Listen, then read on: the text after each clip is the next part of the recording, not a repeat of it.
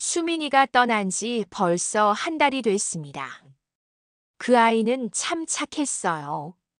시집 와서 10년 동안 한 번도 말대꾸한 적 없고 아침마다 제일 먼저 일어나 아침 차려드리고 그런 아이가 갑자기 교통사고로 세상을 떠나다니 아직도 믿어지지 않습니다. 사고 소식을 들었을 때가 생각나네요. 준혁이가 울면서 전화를 했어요. 엄마, 수민이가 사고를 당했어요. 그때는 정말 하늘이 무너지는 것 같았습니다. 병원으로 달려갔지만 이미 늦었더군요. 수민이는 차가운 몸으로 누워 있었고 저는 그 아이 손을 잡고 한참을 울었습니다. 수민아, 왜 엄마보다 먼저 가니? 엄마가 얼마나 외로울 줄 알고 그런데 이상한 건 그때 준혁이와 지훈이 반응이었어요. 물론 슬퍼하긴 했지만 뭔가 어색했달까요. 특히 지훈이는 수민이 시신을 보면서도 눈물이 별로 없더라고요. 그땐 그냥 사람마다 슬픔 표현이 다르다고 생각했는데 이제 와서 생각해보니 그게 아니었나 봅니다. 오늘은 수민이 방을 정리하기로 했어요. 준혁이는 바쁘다고 하고 지훈이는 며느리 물건까지 왜 엄마가 정리하시냐고 투덜거렸지만 그 아이를 키워준 건 제가 아닙니까? 마지막까지 제가 해줘야죠. 수민이 방에 들어서니 향기가 나더군요. 그 아이가 늘 쓰던 장미향 핸드크림 냄새였어요. 마치 아직 그 아이가 여기 있는 것만 같았습니다. 서랍을 열어보니 옷가지들이 깔끔하게 정리되어 있더군요. 수민이답게 말이에요. 색깔별로, 계절별로 나누어서 정말 깨끗하게 그 아이는 뭐든지 정리정돈을 잘했거든요. 화장대 위에는 그 아이가 매일 바르던 립스틱이 그대로 있었고 거울에는 작은 메모지가 붙어 있었어요. 오늘도 예쁘게 엄마한테 예쁨 받기. 이런 글씨가 수민이 특유의 동글동글한 글씨로 적혀 있더군요. 그걸 보니 또 눈물이 났습니다. 그런데 책장 뒤편에 이상한 게 있었습니다. 손바닥만 한 유리 상자였어요. 자물쇠까지 채워져 있고 왜 이런 걸 숨겨뒀을까요? 수민이는 평소에 비밀을 만들 타입이 아니었거든요. 뭐든지 솔직하게 다 이야기하던 아이였는데 자물쇠 번호를 맞춰보려고 이것저것 해봤는데 안 열리더라고요. 그런데 문득 제 생일이 떠올랐어요. 1215. 눌러보니 찰칵하고 열렸습니다. 역시 수민이었어요. 그 아이는 항상 제 생일을 가장 소중하게 생각했거든요. 매년 생일날마다 손편지를 써주고 직접 만든 미역국을 끓여주고 친딸보다 더 잘해줬어요. 상자 안에는 사진 한 장, 녹음기 하나, 그리고 몇 장의 종이가 들어 있었습니다. 사진부터 봤는데 이상했어요. 수민이와 준혁이 그리고 낯선 남자 한 명이 함께 찍은 사진이었거든요. 언제 찍은 건지도 모르겠고 왜 여기 있는지도 수민이 표정이 별로 좋아 보이지 않더라고요. 평소에 사진 찍으면 항상 밝게 웃던 아이가 이 사진에서는 뭔가 억지로 웃는 것 같았어요. 준혁이도 마찬가지였고요. 그 낯선 남자만 혼자 활짝 웃고 있더군요. 녹음기를 발견했을 때는 정말 놀랐습니다. 수민이가 왜 녹음기를 버튼을 누르니 수민이 목소리가 나왔어요. 엄마 이걸 듣고 계신다면 제게 무슨 일이 생긴 거겠죠. 미안해요. 정말 미안해요. 엄마한테 말씀드리고 싶었는데 준혁 오빠가 절대 말하지 말라고 해서 사실 저도 어떻게 해야 할지 모르겠어요. 엄마를 걱정시켜드리고 싶지도 않고 하지만 이런 일이 생길 줄 알았다면 미리 준비해 둘 걸 그랬어요. 여기서 잠깐 멈춤이 있더니 계속 이어졌어요. 엄마, 집이 위험해요. 준혁 오빠 사업이 망해가고 있어요. 그래서 이 집을 담보로 대출을 받으려고 해요. 제가 반대했더니 지훈 언니랑 둘이서 아니, 이런 식으로 말하면 안 되겠네요. 가족끼리 이럴 수는 없잖아요. 또 한 번 긴 침묵이 흐르더니 수민이 목소리가 떨리기 시작했어요. 엄마, 제발 조심하세요. 그 사람들이 엄마 이름으로 뭔가 하려고 해요. 저는 엄마를 지키고 싶어요. 엄마가 저한테 해주신 모든 것들이 얼마나 소중한지 아니까요. 우리 약속 지킬게요. 엄마가 평생 이 집에서 편하게 사실 수 있도록. 그게 제가 며느리로서 마지막으로 할 수 있는 일이라고 생각해요. 손이 덜덜 떨렸습니다. 수민이가 무슨 말을 하는 건지 준혁이가 집을 담보로, 그리고 지훈이도 연루되어 있다고 믿고 싶지 않았어요. 제가 낳아 기른 자식들이 저를 속이고 있었다는 게 종이들을 펼쳐봤습니다. 대출 신청서 초안이었어요. 제 이름이 적혀 있었습니다. 그런데 서명은 제 것이 아니었어요. 비슷하긴 했지만 제가 평소에 쓰는 서명과는 달랐어요. 누군가 제 이름을 도용한 거였습니다. 다른 서류들도 마찬가지였어요. 부동산 등기부등본, 담보대출 약정서 모든 게 제 이름으로 되어 있는데 제가 한 적이 없는 일들이었어요.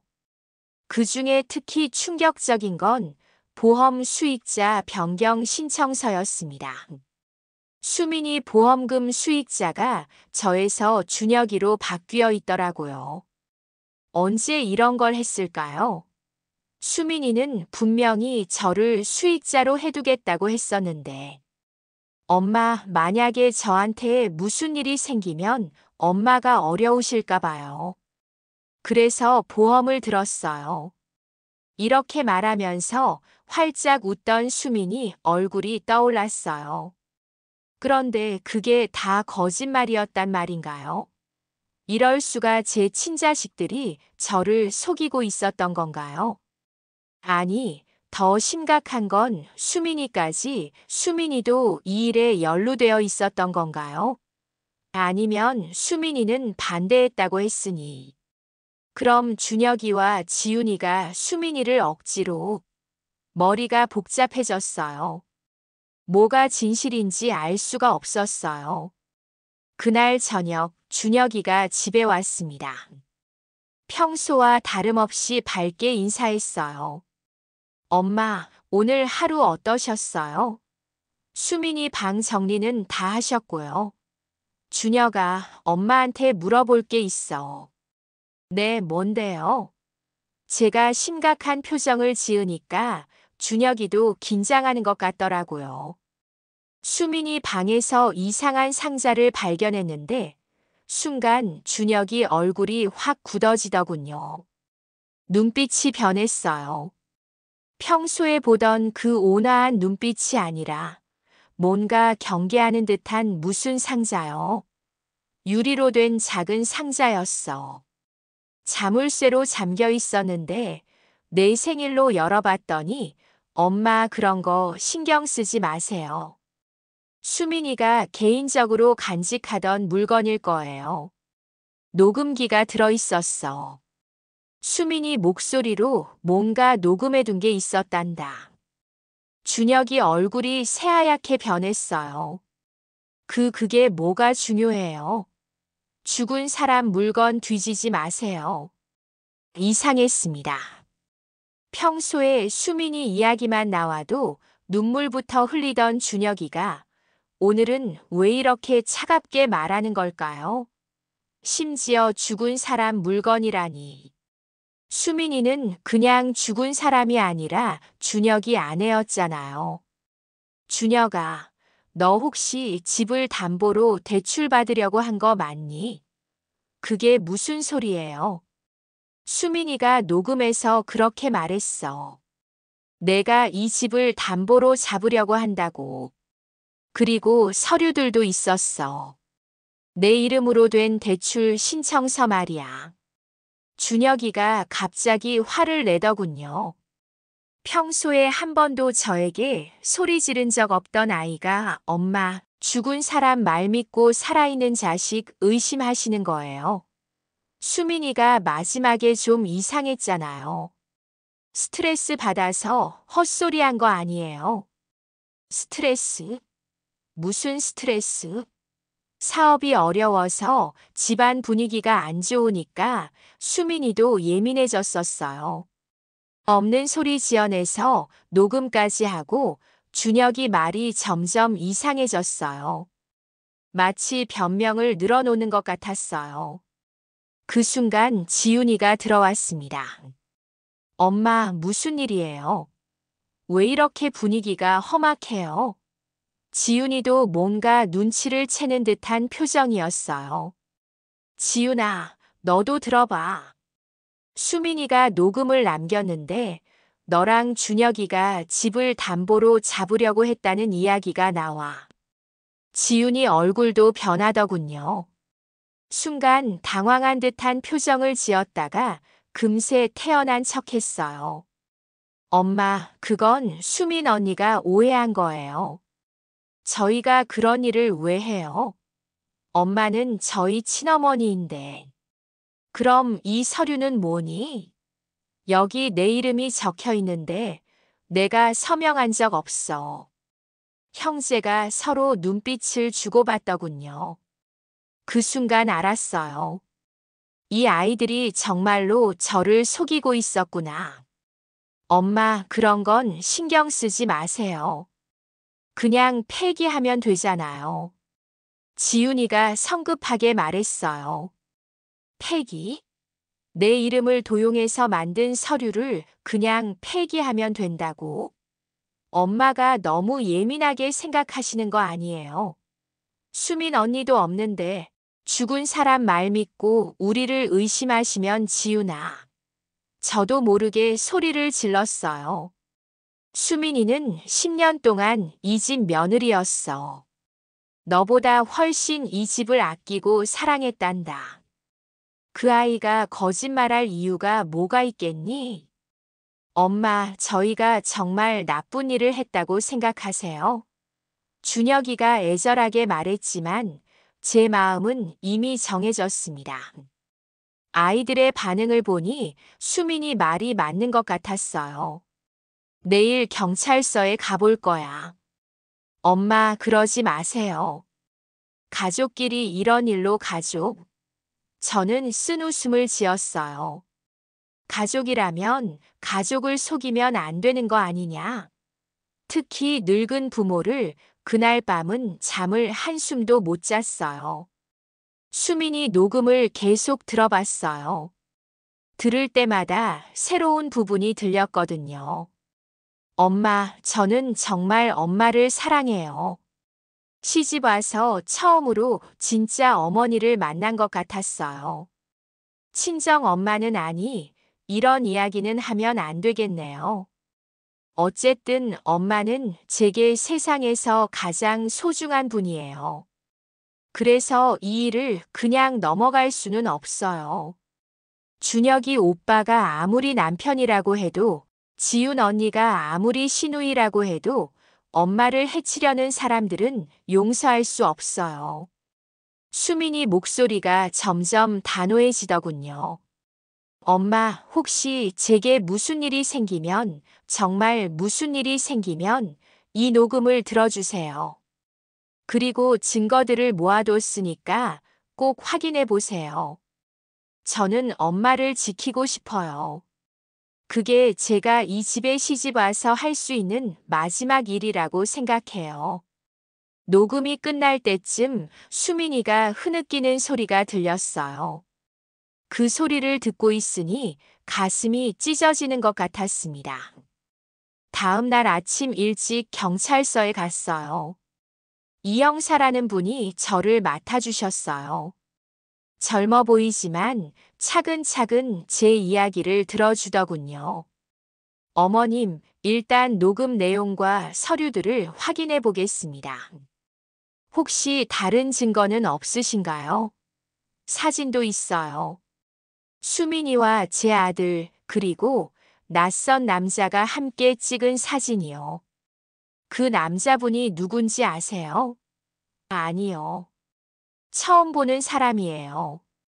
형사님이 사진을 자세히 보시더니 뭔가 알아챈 듯한 표정을 지으셨어요.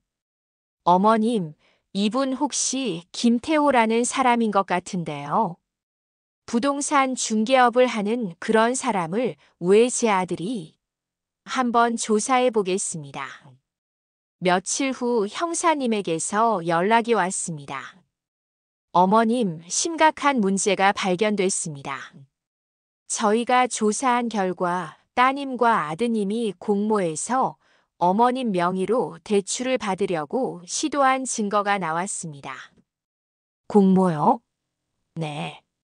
지윤 씨가 김태호 씨와 사업 파트너 관계였고 준혁 씨의 사업 자금을 마련하기 위해 어머님 집을 담보로 잡으려고 했던 것 같습니다. 머리가 어질어질했습니다.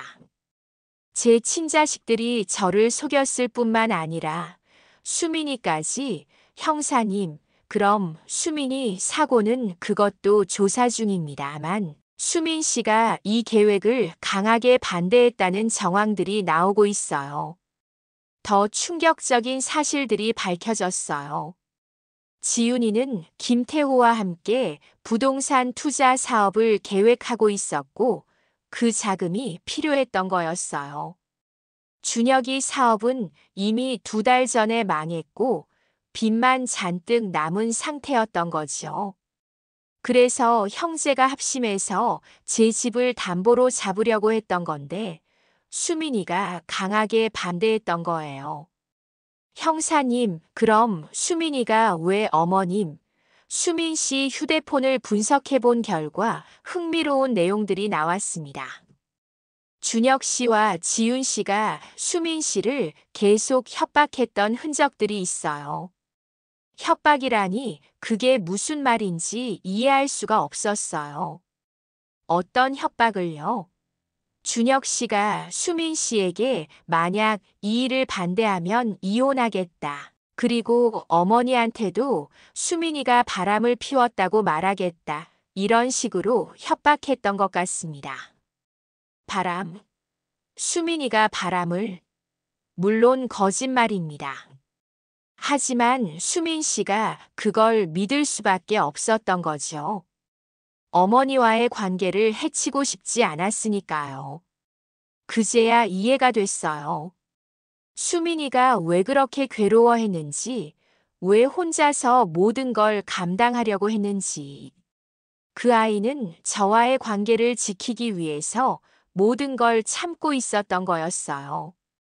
그런데 지윤 씨는 더 노골적이었습니다.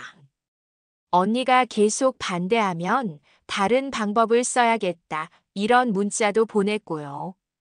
다른 방법이라니 아직 확실하지는 않지만 수민 씨 사고와 관련해서 의심스러운 점들이 많습니다. 경찰 조사가 본격적으로 시작됐어요. 준혁이와 지윤이를 불러서 조사했는데 처음에는 완강히 부인했다고 하더라고요. 하지만 증거들이 하나씩 나오면서 결국 인정할 수밖에 없었던 것 같아요. 특히 지윤이가 김태호와 주고받은 이메일들이 결정적이었어요. 어머니 집 담보 대출건 수민이만 설득하면 될 것 같은데 자꾸 반대해서 골치 아프다 이런 내용들이 있었거든요. 그리고 더 충격적인 건 보험금 문제였어요. 수민이 보험 수익자를 제가 아닌 준혁이로 바꾼 건 수민이가 한 게 아니었어요. 준혁이가 수민이 도장을 몰래 가져가서 한 거였던 거죠. 형사님, 그럼 수민이는 끝까지 저를 지키려고 했던 거네요. 네, 그런 것 같습니다. 오히려 어머님께 이 사실을 알리려고 노력했던 것 같아요. 재판이 시작됐습니다. 방청석에 앉아서 제 아이들이 피고석에 앉아 있는 걸 보니 정말 믿어지지 않았어요. 저를 낳아 기른 자식들이 저를 속이고 심지어 수민이까지 검사님이 증거들을 하나씩 제시했습니다. 녹음기, 위조된 서류, 사진, 그리고 김태호와 지훈이의 사업 계약서까지. 피고인 지훈은 김태호와 함께 부동산 투자 사업을 계획했고 그 자금 마련을 위해 친오빠인 준혁과 공모하여 어머니의 집을 담보로 대출을 받으려고 했습니다. 이 과정에서 며느리인 수민 씨가 강하게 반대하자 협박을 가했고 결국 변호사가 반박했습니다.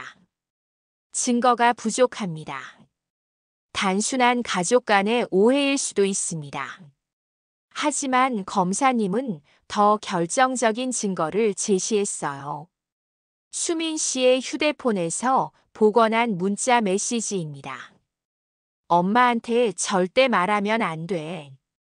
일이 꼬이면 큰일 난다는 준혁의 문자와 언니가 계속 반대하면 다른 방법을 써야겠다는 지훈의 문자가 발견됐습니다. 그리고 더 놀라운 증거가 나왔어요. 지훈이가 김태호에게 보낸 이메일이었는데 수민이 문제만 해결되면 모든 게 순조로울 텐데라는 내용이 있었거든요. 준혁이와 지훈이 얼굴이 새하얗게 변했어요. 판사님이 물으셨습니다. 피고인들은 인정합니까? 한참을 침묵하던 준혁이가 입을 열었습니다. 죄송합니다. 사업이 너무 어려워서 하지만 수민이 사고는 정말 사고였어요. 지훈 피고인은 어떻습니까? 지훈이는 끝까지 부인했습니다. 저는 그저 오빠를 도우려고 했을 뿐이에요. 엄마를 해치려는 마음은 없었어요. 그리고 수민 언니 일은 정말 사고예요. 하지만 증거는 명확했습니다. 보험금 수령자 변경, 사고 당일의 이상한 행적들, 그리고 사고 직전 수민이가 지훈이와 나눈 전화 통화 내용까지 통화 녹음이 남아 있었는데 지훈이가 수민이에게 언니, 마지막으로 한 번 더 생각해 보세요. 정말 끝까지 반대하실 건가요? 라고 말하는 소리가 들렸어요. 그리고 수민이가 지훈아, 나는 절대로 엄마를 배신할 수 없어. 그러니까 너희들도 그만둬라고 단호하게 말하는 소리도 그 통화가 끝난 지 2시간 후에 수민이 사고가 났어요. 너무 우연의 일치였죠. 게다가 사고 현장 근처에서 지훈이 차량이 목격됐다는 증언도 나왔어요. 저는 그냥 우연히 지나가고 있었을 뿐이에요. 지훈이가 변명했지만 믿기 어려웠어요. 재판이 진행되면서 더 많은 진실들이 드러났어요. 수민이가 사고 당일 아침에 은행에 가서 자신 명의의 적금을 모두 해지했다는 사실 말이에요. 수민이가 제 며느라기였다는 것은 정말이지 하늘이 제게 준 선물이었다는 생각에 오늘도 눈물이 마르지 않네요. 제 이야기를 들어주셔서 감사해요.